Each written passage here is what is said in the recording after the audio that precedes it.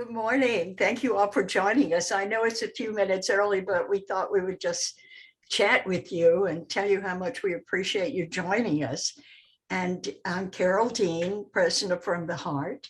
And I thought maybe you might want to know about our film grant because we have one more grant this year, and that closes at the end of October. October 31st is the deadline. So we're looking for films that are unique and make a contribution to society. And we take shorts, docs, features, webisodes. And we're looking for things that are have good, compelling stories or information, social justice we like, character-driven docs. We love good features and creative shorts. So that's what we're looking for. And so the way we'll work today is that if you'll put your questions in the chat bar, then someone will read them to me so I can make sure I answer all of them. And I want you to know that there's a lot to do in a funding party when you put it all together. I mean, in the 20 minutes it'll take me to tell you about the party, there may be a lot of things you have to do, but basically you have 60 days to do this, so don't panic.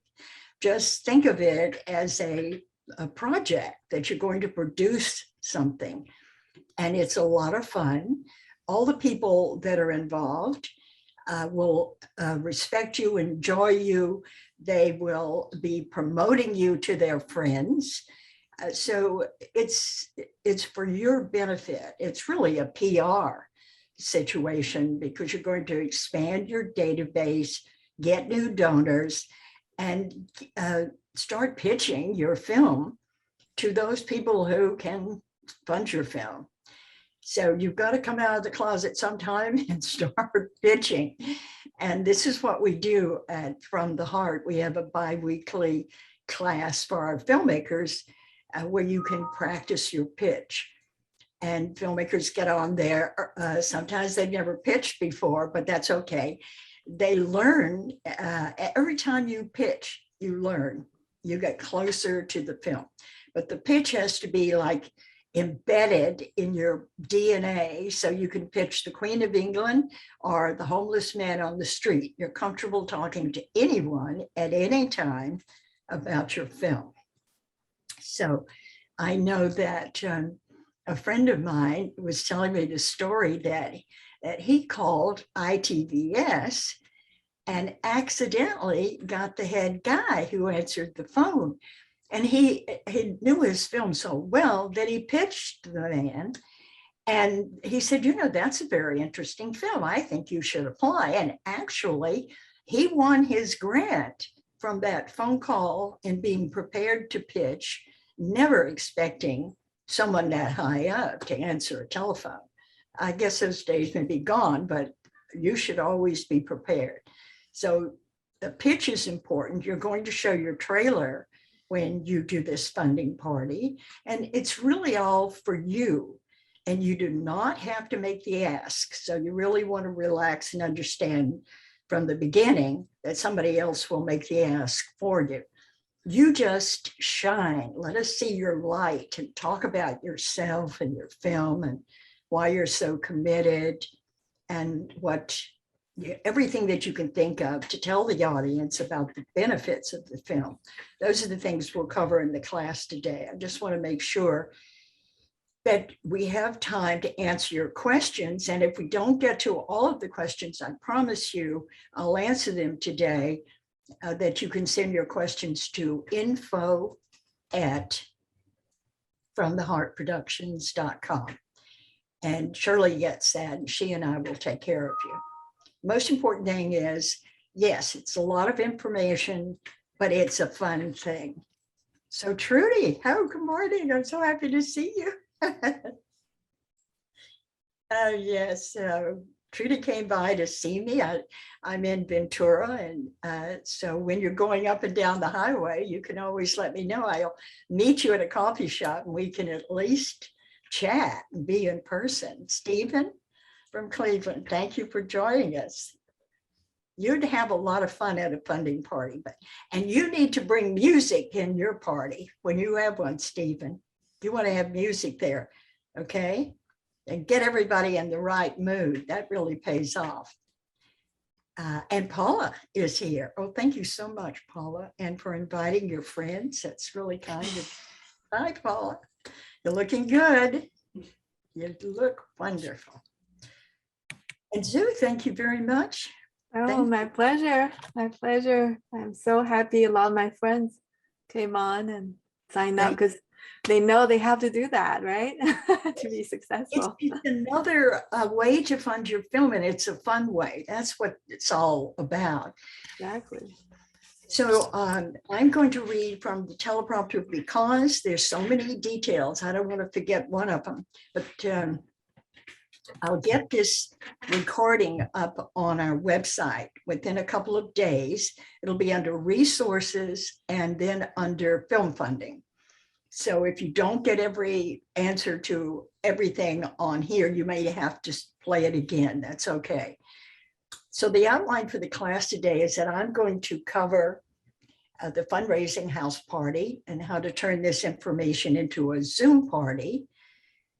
And Breanne Price will talk to you about being open to receive all that the universe has to give you, because this is really the most important thing. You really have to feel that you deserve this money. You have to talk to the universe and say, okay, I'm putting my life on the line, taking all this time and effort to make this film, and you have to help me. You have to help me bring people in. I'll do the work, but you have to touch their hearts and help me and open people to the way I'm making this film and how important it is so that they'll donate. And then that's what Breanne is going to talk to you about, how to open. Because I remember Oprah Winfrey saying one time that the universe had so much more in store for her than she ever imagined. And that's what I want you to believe. It's more than you ever imagined. Okay, so let's get started. Breanne will talk after me and you'll love her. So put your questions in the chat bar and Bree and I will both answer them.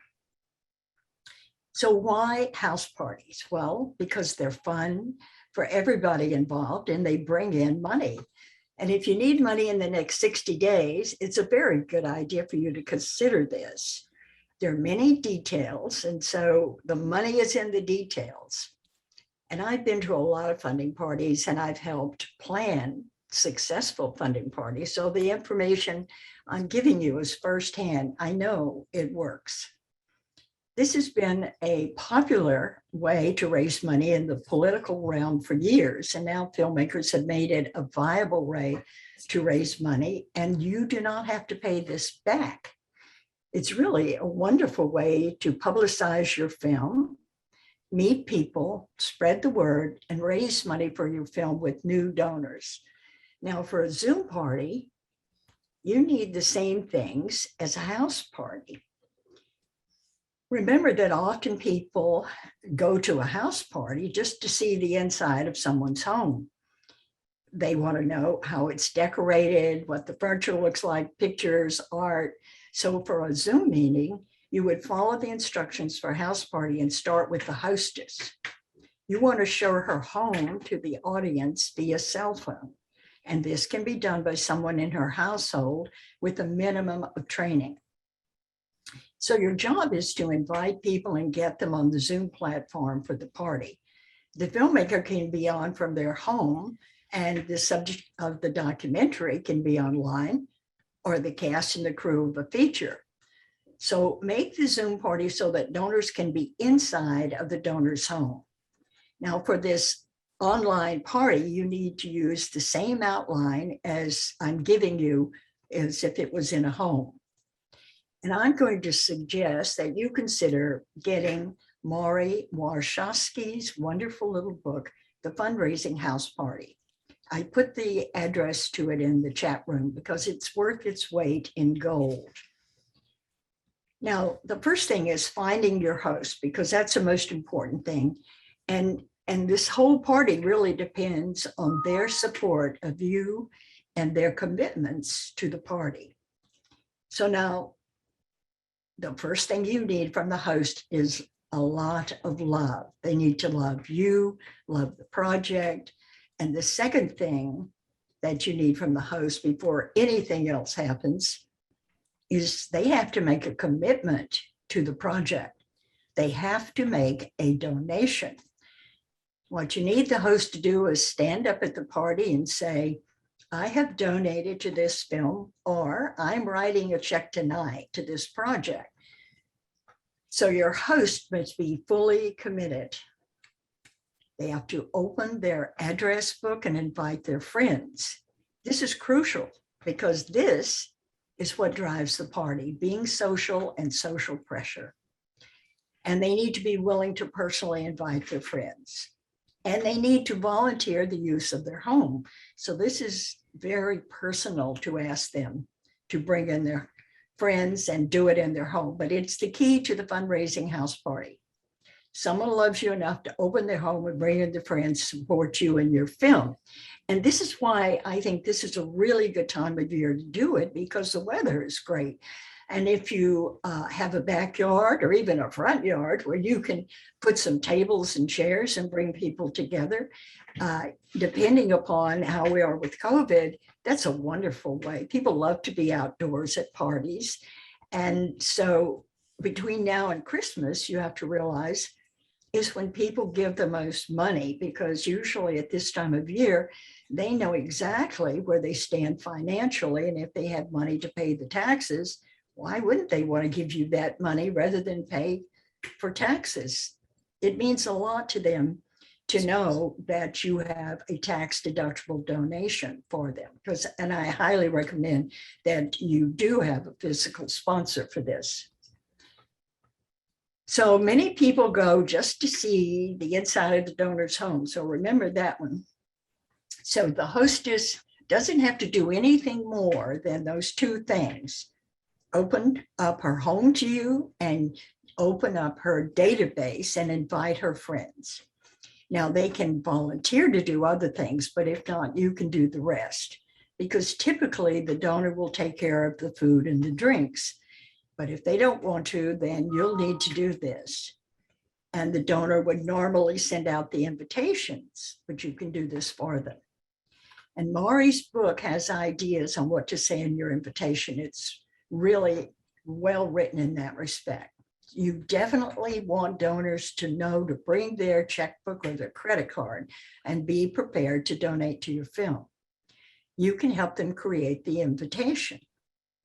And it would be great if the host volunteers to do the follow-up calls after the party, because someone has to call those who did not donate, because 30% of your party money will come in after the party. And I can vouch for that as a fiscal sponsor for people who've had parties.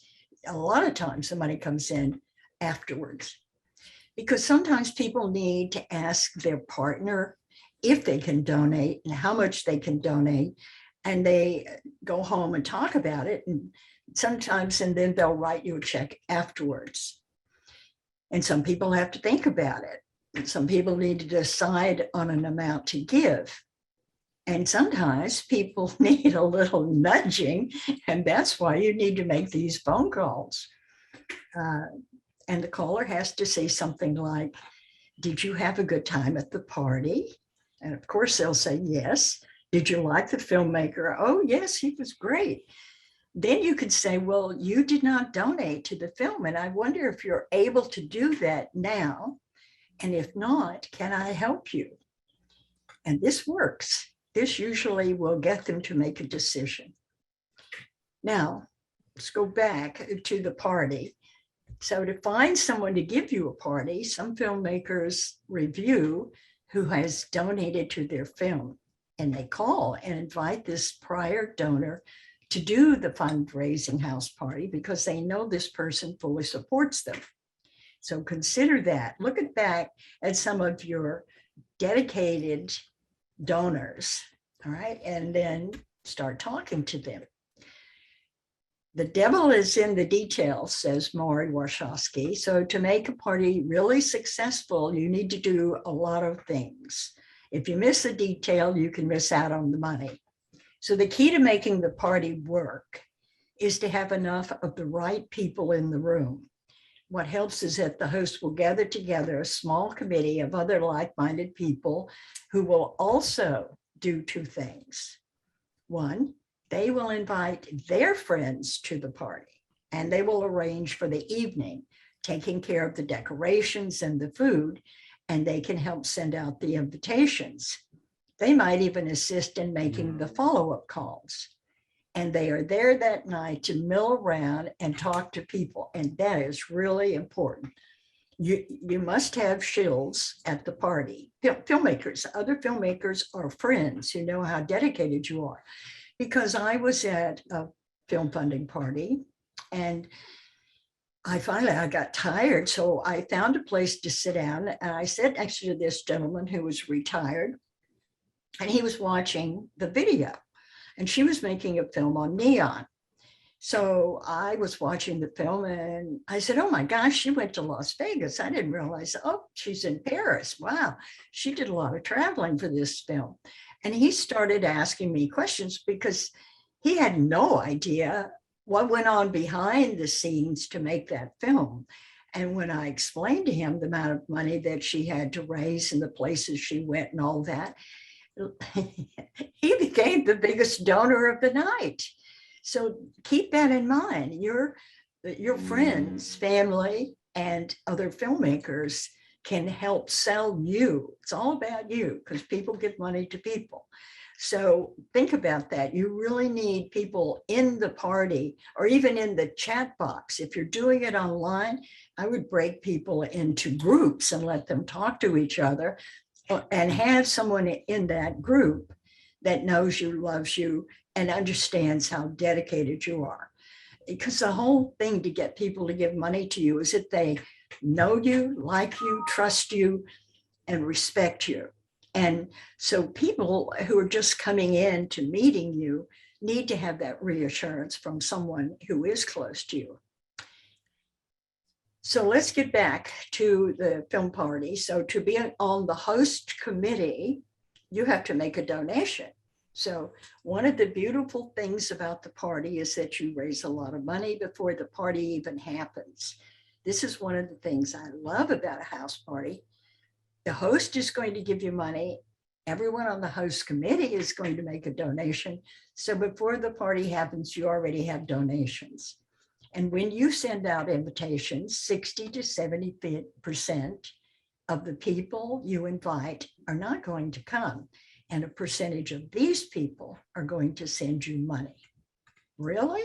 Yes, because you included a note with the invitation that says, I'm sorry I can't come, but here's my donation. So you actually make money before the doors of the party open. And one filmmaker that I work with through From the Heart lived in Washington, D.C. And she gave donation cards at her house parties, and the donations kept coming in for months afterwards. So sometimes people need time to make a decision or to get the funds they want to give you. These donation cards with stamped return envelopes pay off for you. So I say if you're having a house party, you have these in every chair and wherever the food is and the drinks. So they take them with them. And that will pay off for you, believe me. I suggest you put them on the chairs, and in your Zoom event, you can put your credit card link in the chat bar and you can take credit cards at the party. Now, the outline for the party is, one, you need to have the host of the party speak about you because, again, we want to know how trustworthy you are and why this person is supporting you in the film. This is of utmost importance to us because we're going to give you money and we have to know from another person that they like you and trust you. And donors want to know, who is this person and why should I give them money? So they need to hear that from the host of the party. This is the first thing the host has to do for you. They have to get up and open the party, talk about you, and you do not ask for donations. You simply tell us who you are, why you're making the film, and you sell us the sizzle. Where will we see this film? What are the benefits? What's the story, right? What is this film going to do for society? Is it uncovering a hidden fault we need to expose? And most importantly, everybody wants to know, what's in it for me? Always keep that in mind when you're asking for money in any way at all. What's in it for me? So are you giving titles or rolling credits? Did you raise some goodies to give with certain donations? Because some filmmakers get donations like wine, facials, weekends at the Hilton, and they give these for certain dollar donations.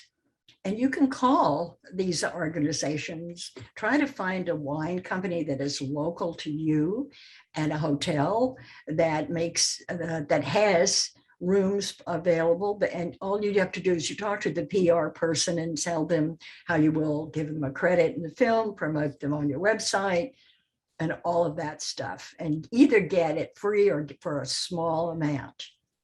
And you can give these for a high dollar donation.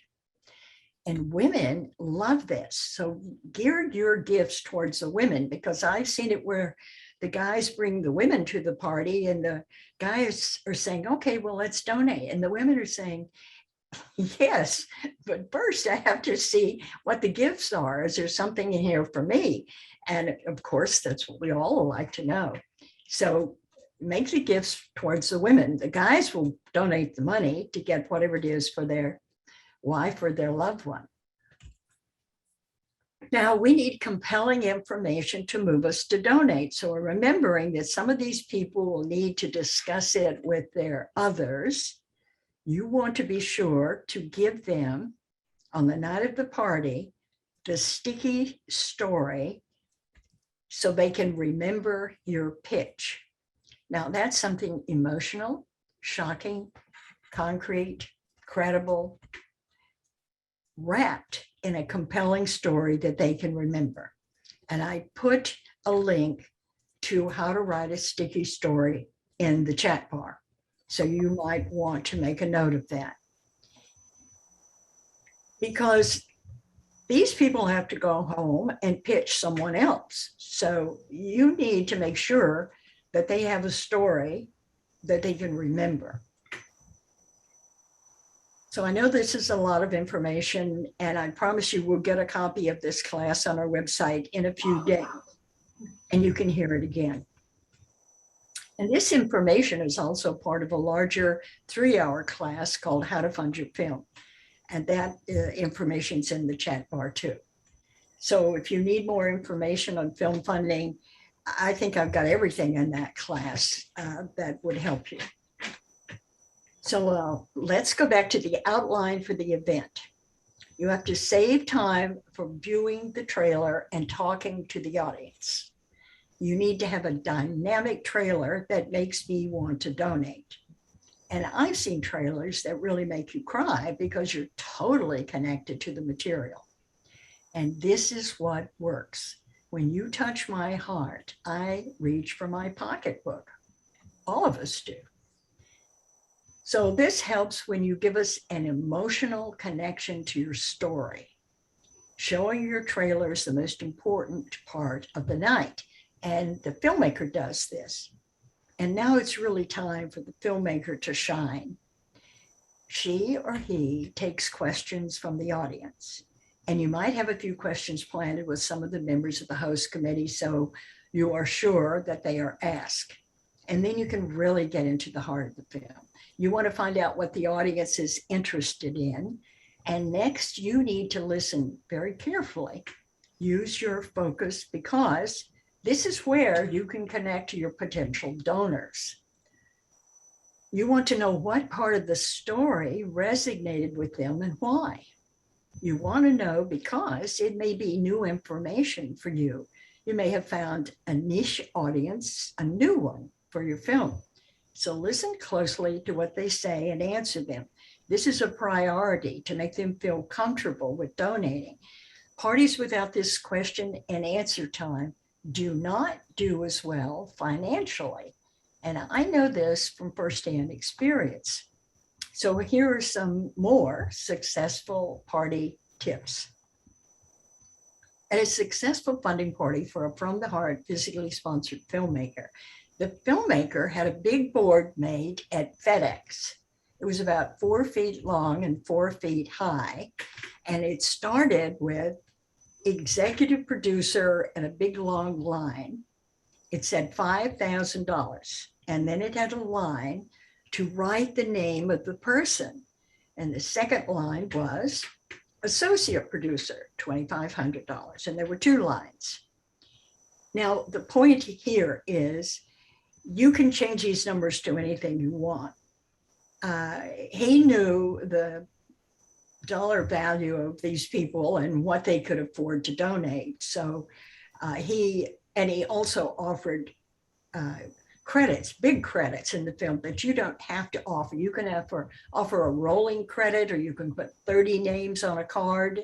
There are a lot of ways to give something back. But this man wanted the cash, and he was willing to give away for the executive producer, then the associate producer. And then next, he had a line that said $1,000. And he had 5 lines under that to put names, and then $500 with a lot of names. And he didn't go any lower. So when I got there to help him with the party, I thought I was a guest. And he said, oh, no. He said, we have to get the $5,000 donation first, Miss Dean, because I'm not going to take any money until I get that $5,000. Wow. I said, you're going to be that strict? And he said, yes, I am. So I said, who's going to ask for that? And he said, you are. Well, wow, that's short notice. See? So I said, okay. So I started thinking about him. Now, I'd known him for years. He was sponsored by us.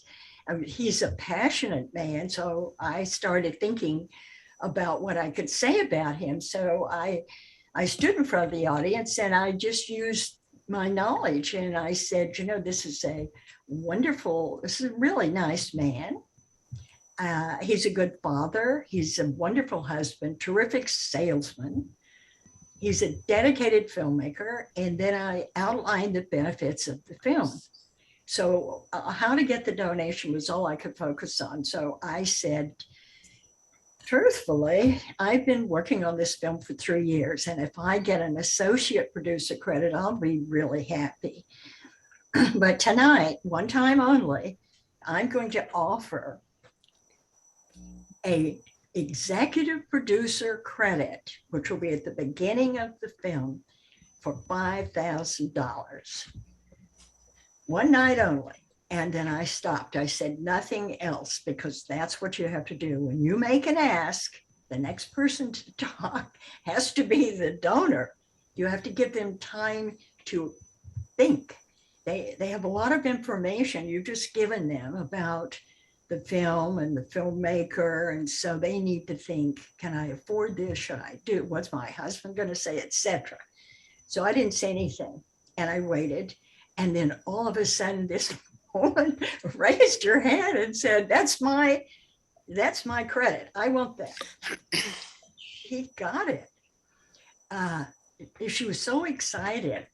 It was like she was going to grab it before I took it away. And that's what you want to build, is this feeling that you're really lucky to be part of this film. So that was a blessing for me and for John Gear, the Golistan, the filmmaker. He was Persian. So the point here is that don't be afraid to ask for what you want, because they know that's why they're there. They're there to find out about you, and they brought their checkbook or their credit card. So he did an excellent job of getting a lot of high net worth individuals to this party. He is Persian, and I met the Persian doctor who did the first hand transplant, okay? And he was there with his wife, and his mother So it was that kind of party. You could walk up and talk to anyone and you felt very comfortable.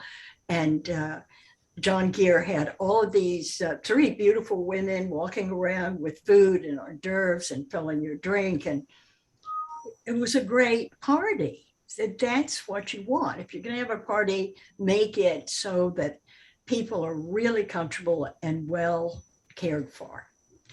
And you could walk up and introduce yourself to anyone at this party. They all were friendly. And he had producers from Hollywood. He had a bank owner. So it was a nice party and it raised some good money for him.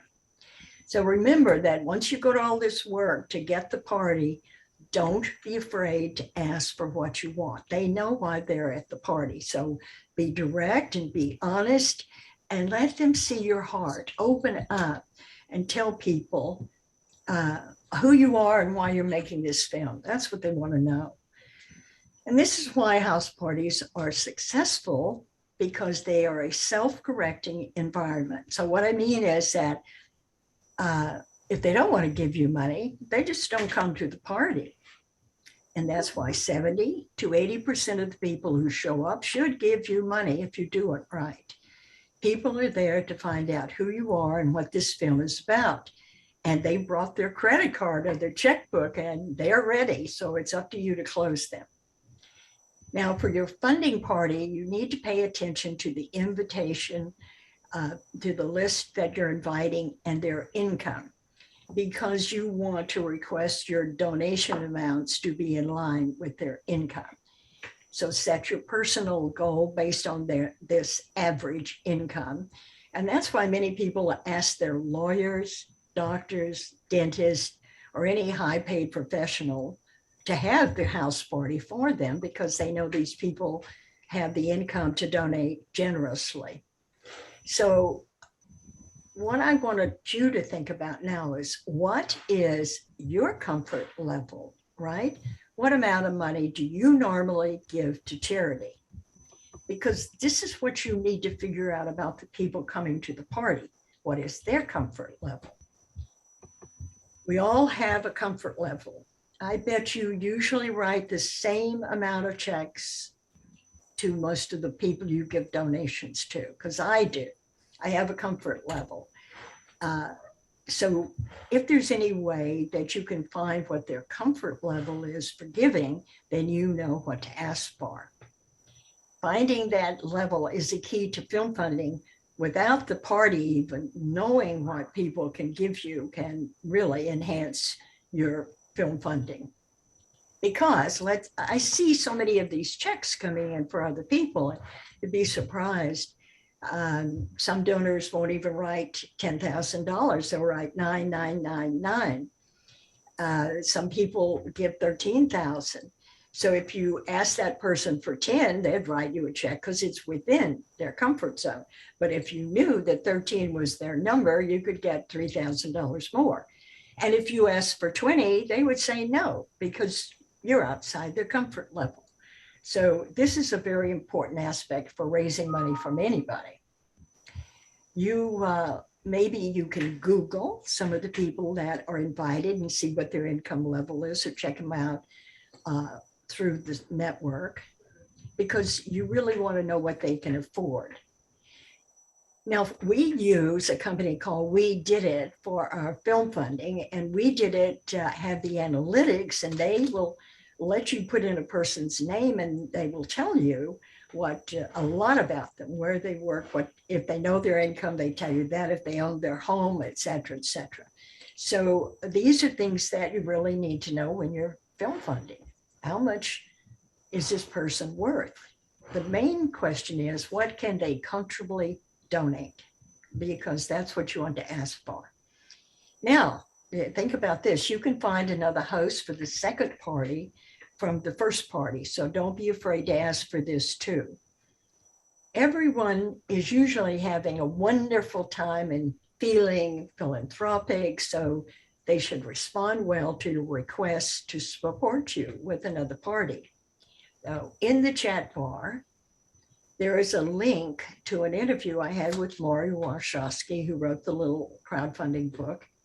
And so you may want to listen to that interview. There's a lot of detail in there too. You need 60 days or more to plan this party.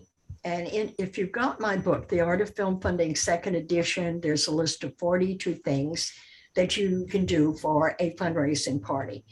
And usually I've written them the first thing, second, third, fourth, like that. It's just an outline of what you want to do. It's a checklist. Okay, so that's what I have for the moment, and I'm ready to answer any questions. So what have we got in the chat bar that I can answer? Okay, Carole, I'll take the questions. The first question is it ethical or legal to do more than one funding platform at a time? Okay, funding platform, you mean like if you had Indiegogo and Kickstarter at the same time? Yes, it's okay to do that, but you now here's another decision that people have to make. Where do they donate, and why have you got two campaigns going? It's confusing. So I don't recommend that you do that, because usually you need everybody in your database to go to one place, and you have a goal and you want to hit that goal. That's what I recommend. Okay, thank you. That question came from Paula. This next question is from Raj, and it's how viable is it to get funding for filmmakers from Asia? Is it realistic? In America, to get fundraising in America? No, in Asia. Funding, well, that's up to you. You would, of course, want to get close to your doctor, lawyer, dentist, someone that has money and has a good list of people in their database that they can invite to a party. Now, a lot of times people from out of the country would like to raise money in the United States. Well, the point is that on the crowdfunding places, people don't just troll around looking to give you money. You really have to raise money in America to the people you know in America. Don't expect people to find you. You have to cultivate a following over here. You might be able to do that through trailers or information on your product that you're making on your film. But then you could raise money in America if you were interested. But you have to find the people who will donate to your film. Okay. This next question is from Angie, and then I'll pass it over to Breanne. Basically, she's asking we're looking at a hybrid combo of in-person and Zoom Google Meet for people. Also, what are your thoughts of combining fundraising house party with focus groups so people feel invested and hopeful and offer good ideas on the clips we share? This is fabulous. This is actually the way to go. There's a filmmaker in Texas that I worked with. I used to teach in Texas a lot. And so she invited me to one of her events where she brought in the people who had funded her to date, showed them a clip, and said, what do you think about it? She got feedback from them, and then she asked them for another donation, and of course they helped. They wanted to be part of the film. They came out in droves. The place was packed. It was a film about Girl Scouts. And so, yes, keep your people close to you. The main thing is, like when you do a campaign like a Kickstarter or an Indiegogo, those people are part of your life now, and you need to treat them really carefully and make sure that you send them updates because they gave you money. You said, I'm making a film, they gave you money. You need to follow through every 3 to 4 months, no longer, with a little newsletter that says, everything is wonderful. I have done this and that, and I'm going to do this and that next. So they are attached. And when you need money, you ask for it because they're already invested in you. And one of the women that I worked with was about to send her update to her Kickstarter list, and she was working with me in the Angel program and said, I'm really worried because I haven't done all the things I promised I would do. And so I don't know what to tell them. I'm months behind on my projection where I would be. And I said, just tell them the truth. Quote, the filmmaker Orson Welles, and say, I spend 95% of my time raising money and 5% making the film. So I'm behind and I apologize. And that got her a phone call from a man who said, just how much do you need? And she said 130,000. Now this is a guy she didn't know, but he was wealthy. And this is what you want. Well, he mailed her a check for the 130, got connected with her and helped her finish the film and put in more money. So you don't always know the financial status of the people who are donating to you through these online platforms. So they are friends, they're people, they love you, treat them like gold. They're your audience. So I hope that answers it. Okay, there are more questions, but I'll let Breanne jump in, and then we'll continue with the questions. Very interesting questions coming up. Okay. Breanne, are you there? I am, Naheed. Thank you very much. And I really love this method. It's been tried and true for a long time. I mean, there's been Tupperware parties, home decor parties. People have a party for everything. And now that people have had a year of getting familiar with Zoom, I think it'll be a lot easier to set these up. So what I wanted to talk about is receiving. You know, one of the things that happened when The Secret came out is there was a lot of problems and people misunderstood about asking. And after a year of The Secret, they came up with the secret syndrome. And what was happening was psychologists had all these people who did The Secret. They said, oh, I'm going to be a millionaire. And then they went and sat in their lawn chair for a year, and then nothing happened. And then they got really upset because nothing happened. So it's about asking for it and receiving. It's like you ask and then you open the door and you step in. So I'm going to repeat a little bit of what Carole says, but from an energetic standpoint. So the first thing with all of this is consciously setting yourself up for success and not failure. And what can happen a lot of the times is we do self-sabotage. So it's getting into the energy. So if you're going to be doing one of these, I would suggest that you set it up as soon as you can, and you every day you give it energy, because you are the film, you are this project. It's your energy that will really cause this to be successful. So the more you can do that, the better. So it's like never waiting to the last moment, because you don't want chaos going into this. The truth is, right now, people are very, very energetically sensitive. People feel energy before they even see you or hear your words. So the more that you can get the details confirmed, and a lot of creative people don't like details, but this is a really important one where you get your details and you get them confirmed. And I am also a fan of confirming details periodically with your host, especially if you're going to be planning it out 2 months in advance, is really, confirm and make sure everything's okay. Check in with them, because you just don't want any nasty surprises. And so this is number one.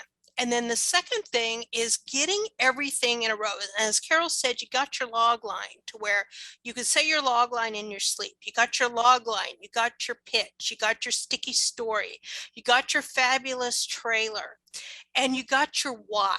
And I think the why is really important because of everything that has happened. People are very, very hungry for connection. So anything and everything you can do that would allow people to connect to you and your story and your film, the better. I'm also a big fan of humor stories. and having a little bit of humorous antidotes, because humor really connects with people and it shows your true personality and it can really get in. Another thing that you really need to have with this too is intentions. Sometimes people approach these things, they say, well, I'll just see what happens. Well, I think the universe needs direction on what you're looking for, because if you just let somebody else choose, you may not get what you want. So a great way of setting intentions is, like, I receive $50,000 for my film from this party. And as Carole said, you play with the amount, but that's just an example. So I receive it from this party. Now, when you do the intentions, you have to set the energy that there's no expectations or judgments, because you don't want to force and you don't want to create any extra energy. But this is a request, and an open-ended request of at least $50,000 out to the universe. And then you pay attention to how does it feel. If this is something new, it may not feel real. It may not feel like there's any energy. So at that point, start talking to it. And I'm a big fan of talking out loud to things, because so much goes on in our head. The more we can verbalize things like this, the better. So you can talk to this and change it. Look, universe, I know we've never done this before, but I know we can do this. I know we can co-create. I'm going to choose to do this, and let's do it. And just put that wonder and enthusiasm out there. Now, when you also start moving into new energies, what happens is old childhood stuff comes up. And that's coming up for people in general, because it's stuff that needs to go. So what could happen when you start doing this intention is you'll hear, oh, that'll never happen. You're not lucky. You don't do that. You're not worthy. All of that crap that might be a parent talking, a teacher talking, or whatever. You also need to acknowledge that. Say, no, no.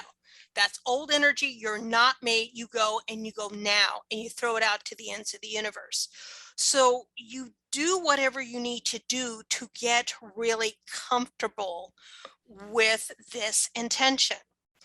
And so you ask for other things too, because this is also a great time to look at where you are with greed. We are in a space right now where everybody's fearful of being seen as greedy. And I don't like that. And what I was told was that if you believe in greed, you also believe in lack. And lack is not a good thing, and lack is not true. You know, the truth is there's tons of money out there. You can get money from a great place. So there's no shortage of money. It's just a shortage of distribution. There's really no shortage of food. Zillions of tons of food get wasted each year just because it doesn't get in the hands of the people who could use it. So let go of being greedy and ask for everything that you would like. You know, one of the things that I like with these kind of things is I am fearless in asking for and receiving what I desire to have. That is a wonderful intention. And looking at it also too is when you don't ask for enough, I believe that it's doing a disservice to God, the universe, whoever you believe, because the universe is a creation machine. And by not asking, you're not allowing it to co-create with you. And it really wants to. Now, I have had a lot of goals through my life, and I've really played with this. And what I have noticed is that when I act small, when I ask small, I don't get what I want. But when I ask for bigger or something totally outrageous, that opens the door for the big things to come in. So play with that. So that could be things like I receive 100 new people for my mailing list. I receive 100 new followers from this party. 2 big social media influencers follow me and promote my film to their followers. And I think those are the kinds of things to ask for, and ask for day one for these things. And that can start getting the energy building. And asking for the party to be wonderfully memorable. I'm a really big fan of these things because it can really set the intention to be in the flow. And I am a fan of surprise money. I think everybody every day, at least once a day, should be asking for surprise money. It's like, all right, universe, what surprise money can show up today? And I have heard wonderful things from that. One of the things that also seems to be up for people right now, and this might stop you from doing something like this, is performance anxiety. One of the things that I hear is like, well, you know, I have performance anxiety. I can't perform in front of people. I can't do this and all of that. Well, I would invite you to maybe reframe that a little bit, because how I look about it is you're not performing. What you're doing is you're empowering. And by doing this, you're empowering yourself as a filmmaker. You're empowering your future. You're empowering so many great things that you would like to create. And if you can go with that from that space of power, that will really, really help with the energy and moving things and creating things beyond what you think you can create. Now, the day of the party, or actually I would say 2 days before the party, you know, keep your energy clean. Probably a lot of you meditate or you have energy clearing practices. It's a great thing to do that and to keep your energy as clear as you possibly can the day of the party. Don't get into fights with people or arguments or, you know, any crazy energy. Be in the flow. Be in that flow of that $50,000. Feel it and really have it find its way to you.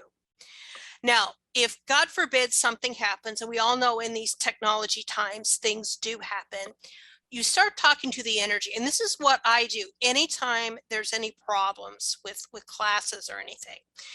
If something happens, I talk to it and I say, okay, this stops and this stops now. This is clear. This is a clear channel. This is a clear energy, and I put that out. The second thing I do is like, all right, universe, if anything in me is causing this, I let it go because it stops now. And usually those two clear a lot of issues. And if it doesn't, there's something else. But it's all about reestablishing your power so you can receive more. And this will help get a lot of issues out of you. Because I said, when you're doing this, a lot of old hidden beliefs, you know, we are sponges for our parents and our support structure around us when we're little. And when we move into new spaces of energy, that stuff often gets revealed. So you're kind to yourself, but you say, no, that's old stuff. I let it go. Now, when you finish, first of all, when you finish the party, when it's all over and done, you pat yourself on the back because you did it. And just realize that a lot of people don't. They say they want to, but they don't. So pat yourself on the back. Make sure there's no negative self-talk, because a lot of times we will beat ourselves up over what we did or did not do. Don't do that, and make a really concerted effort not to do this. Now, go over the events of the party. And this is where it's really fun to journal and write things down. And instead of saying, I should have blah, blah, blah, say, okay, next time I will, and then write out your intention. Because what that will do is get that energy in your field and have it become automatic. And no judgments on results. As what Carole said, not all the money comes that day or within 24 hours, because there's a lot of things that happen, and that's awesome. So you have to just keep it open. And what we don't ever realize is that we affect the energy so much that we won't know a lot of the impact that we had. And as Carole said, you could be getting money for 6 months to a year on down the road. But if you start judging it, judging you, judging the party, you'll stop the energy, and you do not need to do that. This is also a good time to look at your judgments of rich people. there's a couple of people who I follow, and one of their big things is poverty mindset a lot of times springs from judgments of rich people. And she believes people have them. Now, I thought I had cleared up one, but I found one this past week. And these judgments can be very, very sneaky. And I like to invest in culture, which is basically comic books, classic cars, Birkin bags. There's several different companies that they'll buy them and then you buy stock in it. So it's a legitimate thing. You make money by selling the stock or getting buyouts. Well, one of them had an NFT, a cyberpunk NFT. And if those of you know NFTs, it's one of the big things. They're really hot right now. And cyberpunk is one of the original ones, and it's worth a lot of money. Well, they did a surprise drop on it, and which means that they didn't tell anybody. And so everybody jumped in. So when I saw the notice, I jumped right in. And within 15 seconds, I purchased shares, but it was already sold out. And I looked at it and like, wait a minute. And then what I realized is what they had done is they had let the special people, some of their specialized, probably very rich investors in, they snagged up all the shares. And then by the time the thing became available and the notice became out, no shares were left. And it really made me mad. And I started complaining like, no, this is unfair. This is wrong. Like, okay, wait a minute. This is just a belief that you cannot have because this is complaining and it's too strong. So I said, okay, you know what? I'm choosing to be one of these people. I'm choosing to be one of the special people. I'm choosing to have luxury. I am choosing to be one of these people who gets these special access. And then a couple days later, a Super Mario's Nintendo game come up for sale. And I'm not kidding when I say this. A record was just set of a Super Mario's Nintendo game from the 80s selling for $2 million. And I am not kidding. So it's very hot right now. So I knew that this was going to become available. So I was in my intention when it came, the shares came up, I jumped on it. And within 15 seconds, I got my shares. And within 5 seconds after I got my shares, it was sold out. But it just goes to show the intention and being in the energy and just choosing differently and looking at judgments of rich people or people with resources. I've opened it up, people with extra resources. That can really help you become the energy that you would like to become. So it all boils down to you allowing yourself to receive and allowing yourself to let go everything that doesn't allow you to receive. Thank you.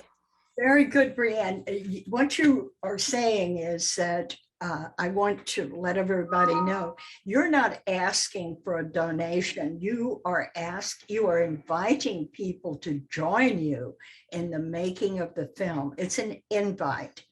And if they don't, somebody else will, right?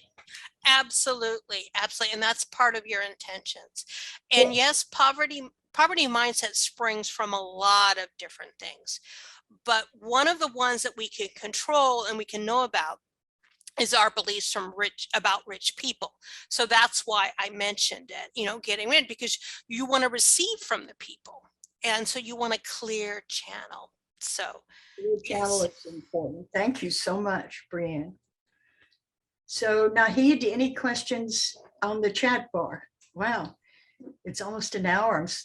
Time flew by. Yeah, there are a few more questions, and the ones we cannot address, we'll definitely email them to everyone. Okay. Okay, so here's one of the questions, and this is from Todd Roberts. He's saying right now, and I think you addressed this question, during this time of a pandemic, it's difficult to have house parties. I would imagine everyone would need to be vaccinated, tested. So how do we encourage having house parties virtually? Using Zoom, I would imagine, or Google? Zoom, yeah. Well, whichever one you want. Actually, you can even use one of the platforms.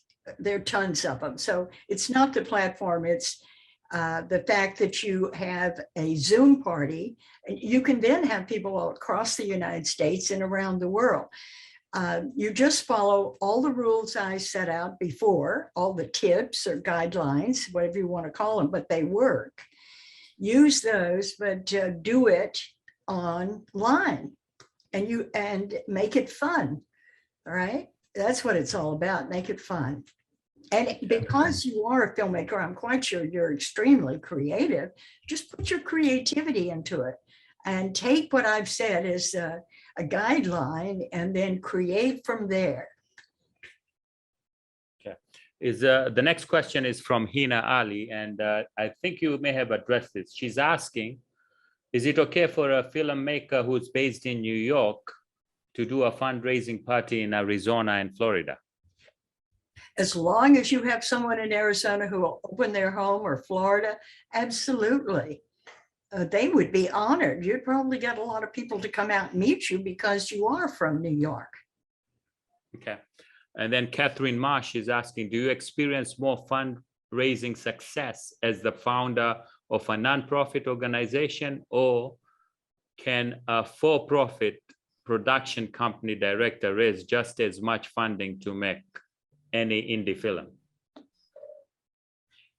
Well, I have to say, I don't have any experience with that, but I don't see why you can't raise it if you have your own production company and you want to have a party. And see, people want to know specifically, what are you going to use this money for?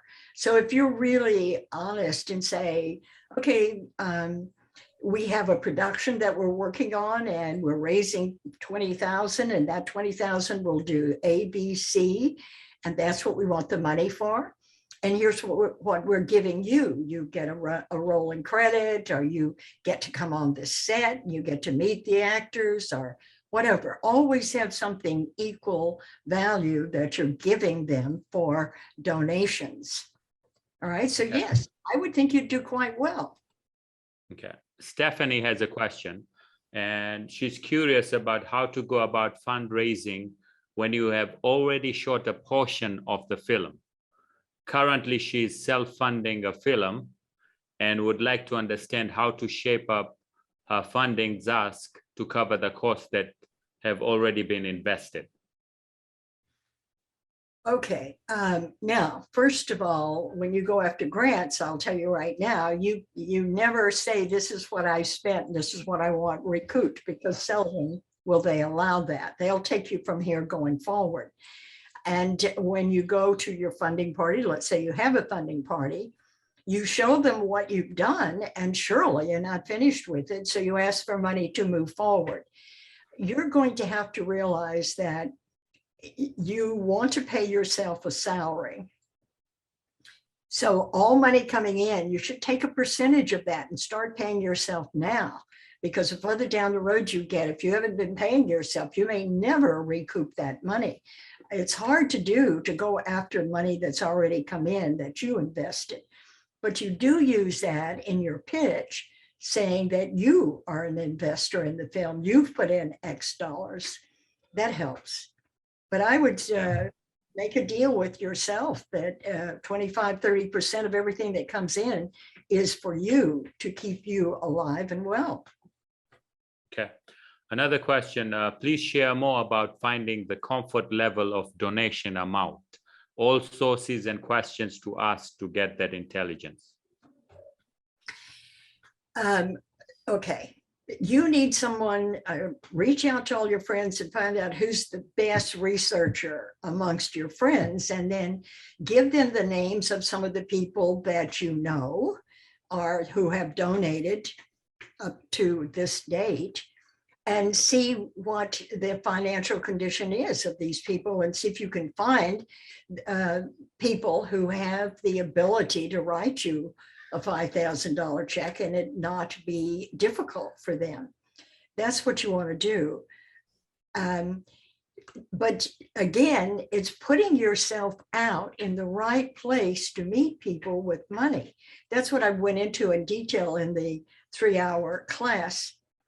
You may have to join a nonprofit. maybe you're doing a film about some animals. You might join the SPCA and donate locally. You might be next to Doris Day or someone else who's got money, because when wealthy people put their time into where the heart is. And so you might want to go to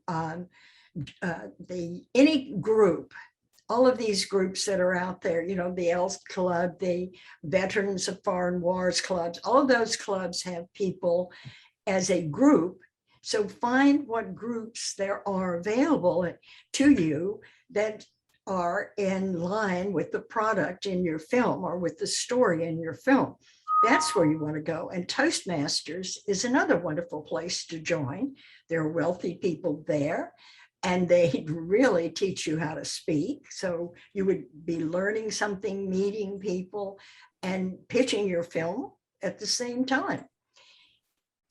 If you graduated from college, you might go to your college events if they have them, so that you can talk to the alumni and tell them about your film and raise money through them.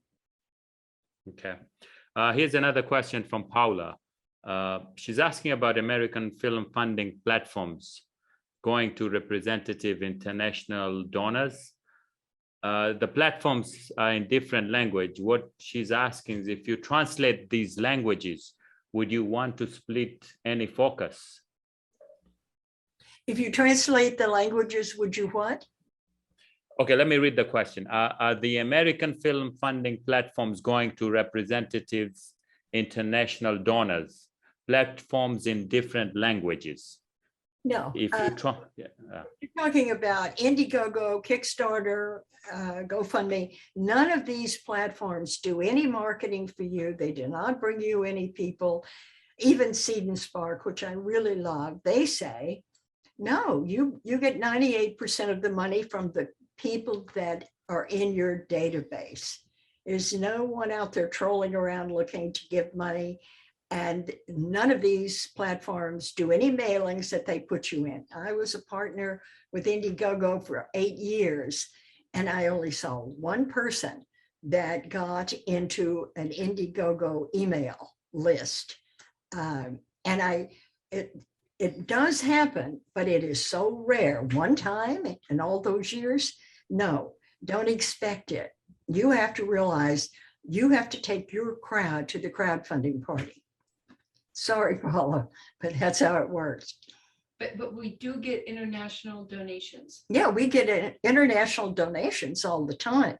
So yes, if you're using what our platforms, that we did it platform that we offer our physically sponsored filmmakers, they take money from, I don't know, 60 some odd countries.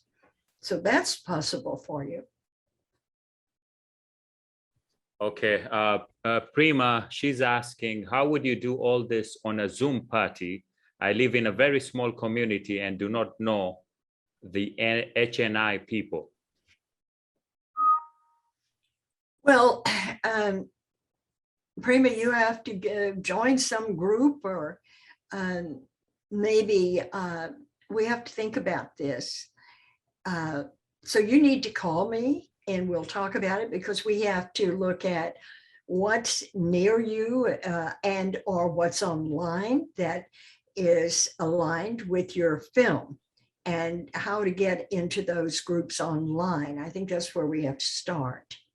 People who love to meditate, or highly educated, who are spiritual, that's your market. So we have to start searching for places online that cater to these people, so you can join them and become friendly, and then start talking about your film. Okay. I think we covered most of the question. Okay. Maybe open it up to the audience. If anyone has a question, you can unmute yourself and ask directly to Carole. Okay, Jing, go ahead. You're on. Jing. Yeah, go ahead. Hi, my question is to Breanne. What if you have like fears or subconscious fears about receiving or accepting because you were sort of punished for it when you were a kid? And even though I've been going to therapy and trying to sort of heal it. It's still coming up unexpectedly. So I absolutely, and that's a really good question. What I believe and what I have found, it's dealing with the traumas, because a lot of times the traumas of, the exact time when you were punished is still hanging out live in your field. Okay. So what I like to do is you can find some sort of trauma response to get those out individually. What I like to do is I spend every day saying, okay, all the traumas from being punished for having money, you know what, I'm going to bring them up today. And then you feel them come up in your body, and then you allow them to dissipate. It's like, you know what, your old energy, I am safe, I'm letting this go. And then you can let it dissolve, and that starts helping. I also believe too is when the trauma comes up, you say, no, you're an old energy, I am safe now. And then you start pushing that energy out to the ends of the universe. And Wow. what that will help get the charge off of it. Because what you want to do is, because you've got so much charge, and unfortunately, and this sounds terrible, sometimes therapy only creates more charge on it because you're talking about it. I trained for 2 years in energy psychology. And what I found is after the 2 years of training, because we were in it all the time, it's like it was more real than it was when I was a kid. So well, I basically, think, sorry.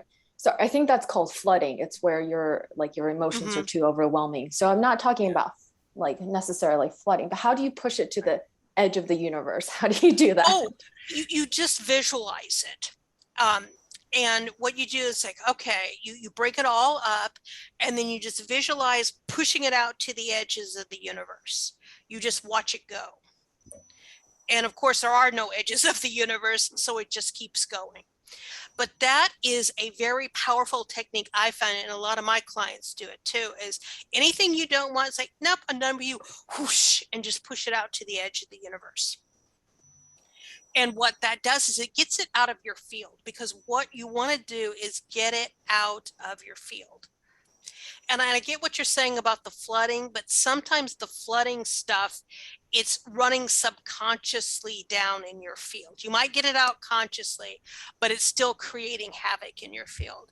So what I think, and I'm a big fan of talking to the universe out loud, saying, nope, I'm done with this, this goes, whoosh, and pushing it out.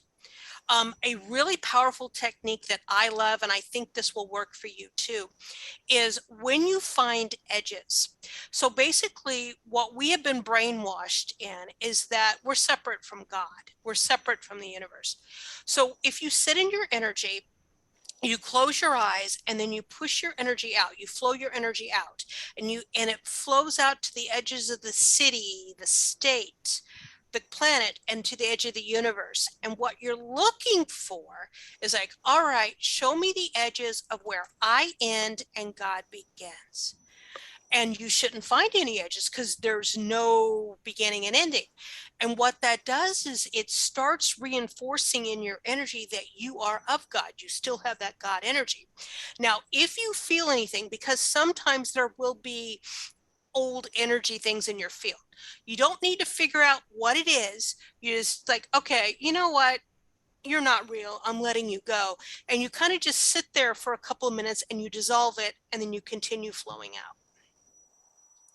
And what I found is after a couple of weeks of doing that, my energy got so much stronger. I was able to clear an awful lot of older traumas because they were just not hanging around in my field anymore because I wasn't separate from God.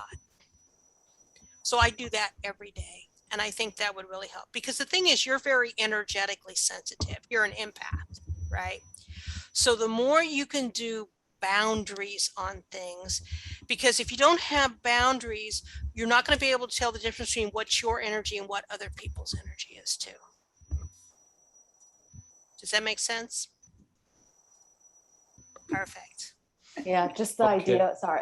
idea of where you end and where God or the universe starts. That's awesome. Thank you. Yes, it is awesome. Thank you, Breanne. That's You're brilliant. Okay. Carol, I know we are above the hour, but there's one question, and then I'll leave the email on the chat for anyone to ask, to email us any questions after we finish. But this is interesting too. It's from Marissa. And she says, thank you, Breanne and Carol, for offering this information. I did a 40-minute short film that was never released because I was told by an entertainment lawyer I was not able to release to the public. Can I show this film in a private party setting? Yes, obviously you don't have all of the releases you need, but you definitely should be able to show it to a private group. You can't put it up online or any place like that, but in a group, you're safe. Oh, but I see Basil Moore has his hand up, so can you unmute Basil? Okay. I Basil did. is- Hi, Oh. I am unmuted. Can you hear me well? Yes. First of all, Breanne, that was amazing description of how the energy flows and how you protect it and how you speak out loud to the universe to create the intention in order for the ethereal to happen in reality and physicality. So that's important. And I think that everyone should really practice that type of intention creation on even a bigger scale. Like you've always said that you repeated it a few times. You said that you have to ask for more and not be shy about what to ask for, and so on and so forth. So, but I wanted to comment on the film industry and how when you're approaching regular people in the film industry that are used to working with studios and distribution companies, and they do come from a place of judgment against people with independent projects. They look at independent people like us all here on this chat.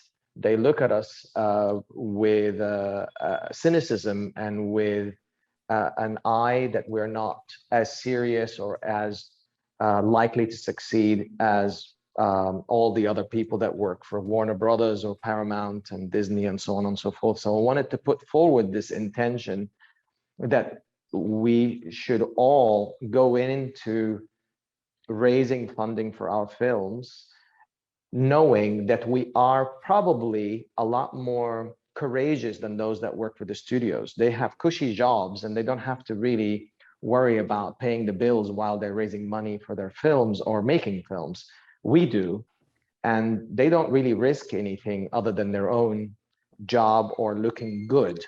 All they care about is how to look good to their own bosses, and the boss is looking good to the board, and the board has to look good in front of each other so that they can remain on the board.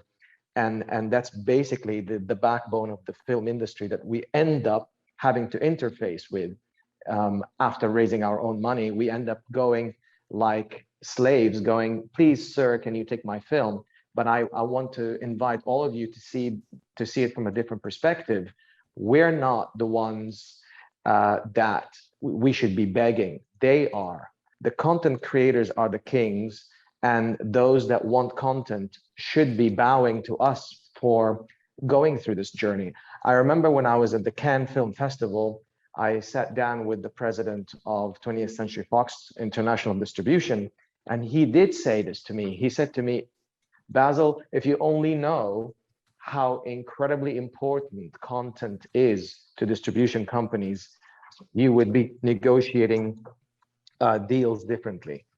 And that's really what I wanted to contribute to this conversation, is that we must understand how important it is to continue creating content. Without people like us, we will always, the whole world will be completely different. The distribution companies will have nothing to distribute. And one last comment I wanted to make was that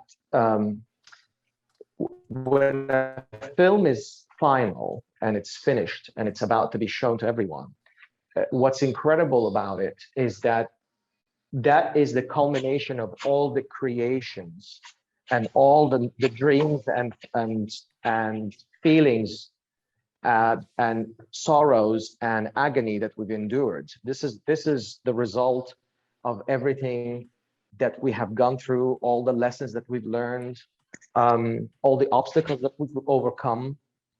That is really the achievement itself, is that the film has been created in reality, in physical reality. So so at no point in time we should ever give that film away lightly to a distribution company just because they said, how much is the film? And we say, oh, it was $1 million. How about 1.25 million? And you walk away. I've seen a lot of filmmakers agree to that deal. This is so saddening when I witness something like that. It really breaks my heart, because there is no number, there is no price for all the sorrows and sadness and agony that we've experienced to make the film. The film maybe cost 1 million, but the agony and the sorrow isn't 1 million. It's probably 100 million, and that's really what Paul, the president of Fox, was kind of telling me, is that they know how hard it is to make a movie, but they play the game that the movie is just the budget. That's what I wanted to tell everybody. It is not the budget.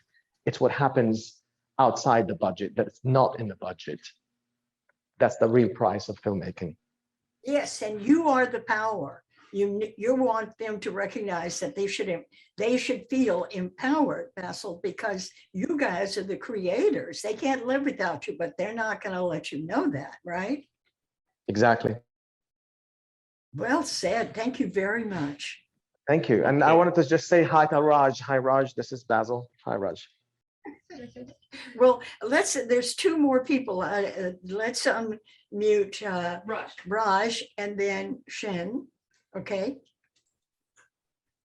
Raj is on unmute, but I think he left, or is he still there? I can talk. Well, let's go. Oh, okay. I can talk. Okay. Carole, both Carols, thank you so much. I really enjoyed this session. So I just want to share some new and exciting learnings from you, Carole, that you so kindly taught me before my very important meeting with my donor who attended our live event on August 3rd. This is a 4 Journeys screening, and a local donor and also a longtime friend who I have sort of been out of touch for a few years. But he was so impressed with our screening event and just love every single film in our collection. And he donated $100 before seeing a single frame. Like, he donated $100 at registration. So I knew he is very motivated to support me. And so afterwards, his name is Sean. I just said, Sean, thank you so much for your support.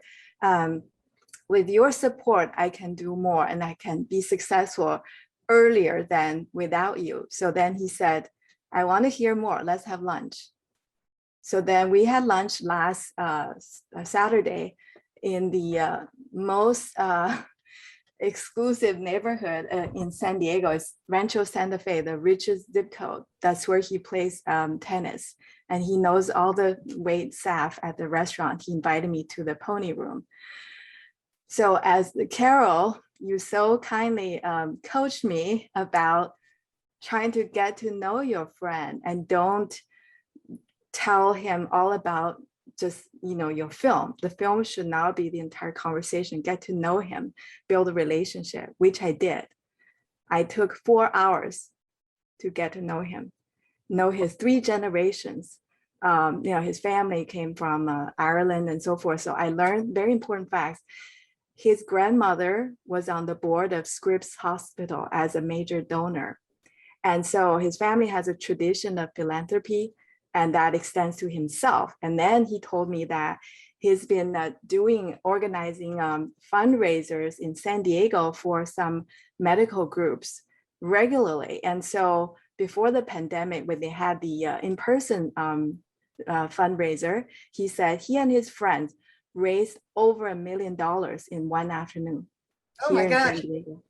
That's the kind of person you want. Exactly. So Carole, what I said to my friend Sean, I said, Sean, that's awesome. I want you to lead my fundraising effort. Do it with me. Do it with my film, because Yes. you love the film, and together we can make it a huge success and impact society. And he said, I'm in. So he and I will, do this fundraiser together. We even have a plan. I said, we're gonna do it in a lavish estate at one of your friends who likes to show off, their great place. We're gonna have the party there, and then we're gonna invite top restaurants, with food, like they do with the San Diego Press Club party, where they donate all the food because the journalists are covering it. So we're gonna have our VIPs, and we're gonna have journalists too. So they'll do that, and then we will show some exclusive scenes from our film. And then the kicker is that myself and my dance partner, who will be in the finale of my film, showing that my life is going on, that I'm going back to my young love of dancing. Like when my husband and I, when he was alive, we were, students. Dancing is what I love, and I haven't done that for many years, but now I'm going back to that. So that'll be my finale. And so my dance partner and I will do a dance to show my donors at the party.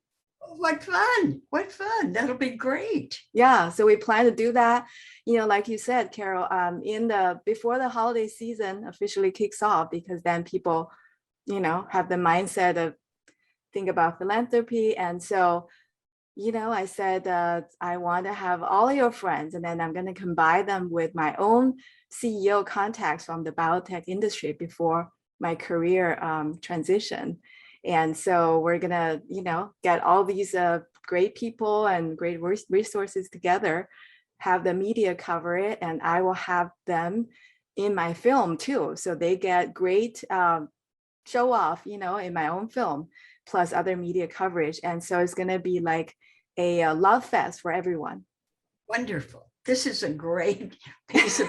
So thank you so much for that very timely one-on-one you had with me, like the day before I had my luncheon. And I so appreciate you, Carole.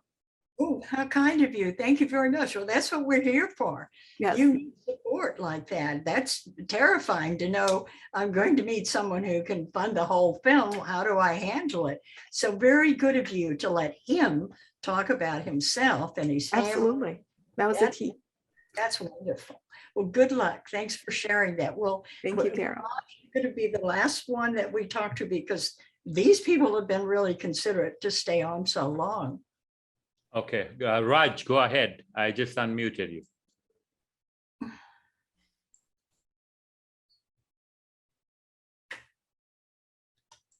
Okay, well. Is he there? Maybe No. he left. I think he left. Well, thank you very much, everyone. I sincerely appreciate you coming to the class and learning what you can. And just remember that you are the creator, just like Basil said, you're the power. You've got the talent, and people need you. This world is exploding for content, more content. It's like a machine out there that's gobbling it up. So your film is important, and it will be made. You have to make that a positive feeling inside you. You have to see yourself at the event where you are screening your film. When you go to bed at night, visualize that you're in your favorite screening room. I love the one at Raleigh Studios, and that you're sitting in the control seat where you tell the projectionist to run your film, and you see the lights go down and the curtains open up, and there comes your film. And there's so much pride in you that comes out. You see the title, you see the director, you see the cinematographer, and you just keep saying, I made the right decision. I love this. I made a great film. And then you cut to the end where everybody is standing and applauding, and it's a hit. So this is your signal to the universe that you are an award-winning, successful filmmaker. If you go to bed at night and run that story in your mind, you can start opening doors that may have never been there before. And so that's it for From the Heart, from Carol, Joyce, and all of us over here. We sincerely thank you and wish you the very best of luck with your projects.